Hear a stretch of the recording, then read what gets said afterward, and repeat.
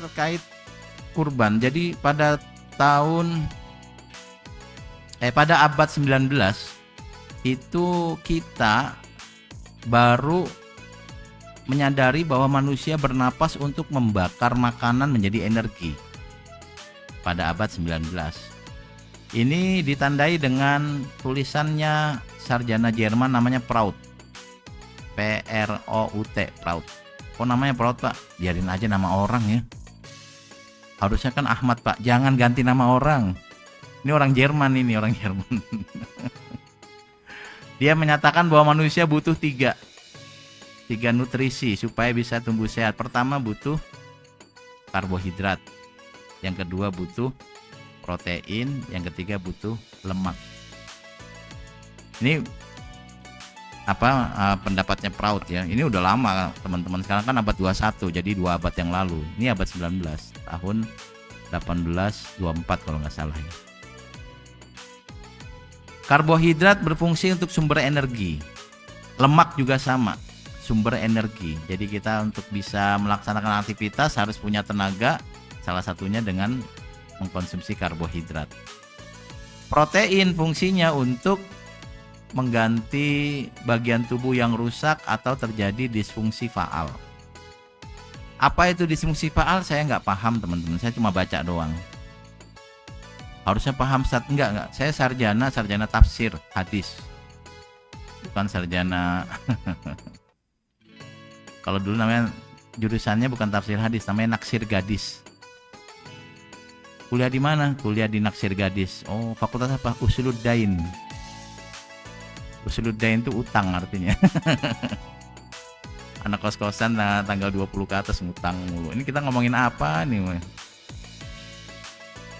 Saya ulang lagi, jadi Prout bilang manusia butuh 3 ini.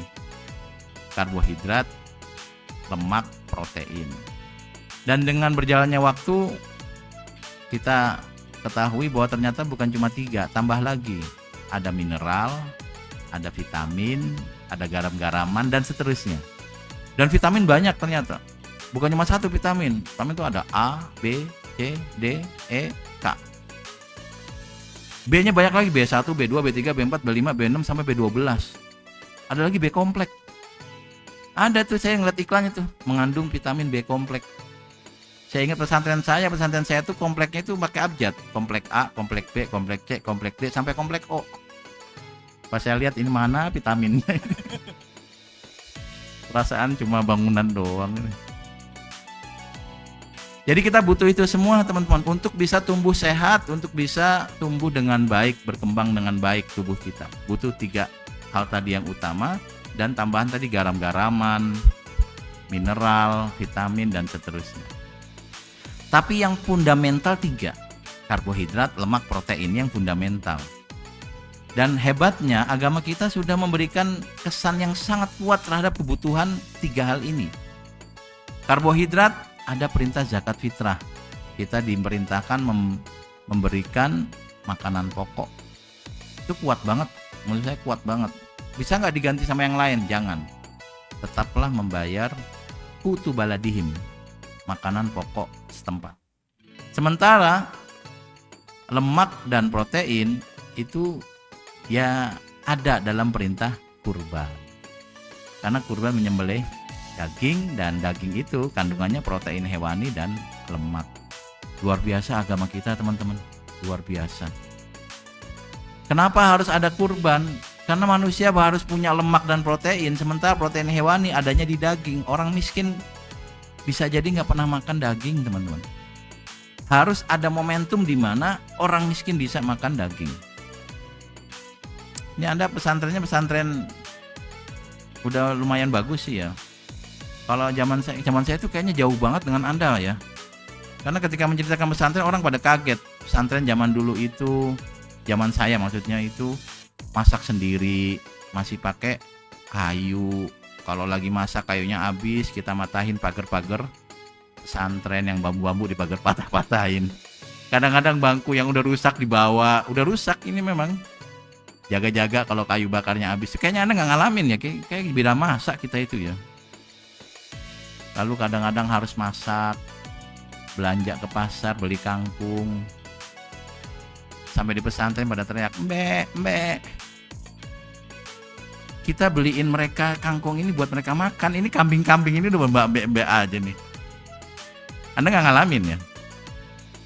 Jadi saya di pesantren dulu teman-teman, itu hampir nggak pernah makan daging. Nggak pernah. Kita seminggu sekali makan telur. Makan telur itu, telurnya dikasih terigu. Jadi kalau udah nggak hangat, itu keras. Bisa buat nimpuk kucing. Bener. Saya kadang-kadang bingung, ini kan tulisannya tiap hari Jumat atau Sabtu gitu ya. Itu kan lauknya ditulis kan telur. Tapi kenapa keras? Harusnya digubah. Terigu dikasih telur gitu. Pembohong emangnya. Jadi kita nggak pernah makan itu teman-teman. Ada ikan pindang. Ikan pindang itu ikan yang saya nggak tahu jelasin, saya nggak tahu nama ikan. Tapi ikan pindang itu kalau kita masak, kita taruh di atas nasi. Kita masak nasi, atasnya ikan. Nasinya mateng, ikannya mateng. Nggak pakai bumbu? Nggak. Udah selesai makan, nanti di bagian bawah tempat masak nasi itu ada nasi yang coklat, namanya intip. Wow, itu kalau dikasih kelapa, dikasih garam, orang berebut. Emang enak? Nggak enak, cuma ya adanya itu gitu ya. Kadang-kadang dikasih air, juga dikasih garam. Saya nggak tahu makanan apa namanya itu, tapi saya makan dulu ya. Maka orang-orang kayak kami di pesantren, makan daging itu mustahil. Makan daging mustahil. Hampir tiap hari itu lauknya adalah sayur bening plus sambal. Itu sayur bening beneran bening ibu-ibu, beneran bening. Ibu-ibu itu kalau masak pakai bumbunya banyak, kita nggak punya itu resep masakan, nggak punya. Yang ada daun-daunan dicampur-campur.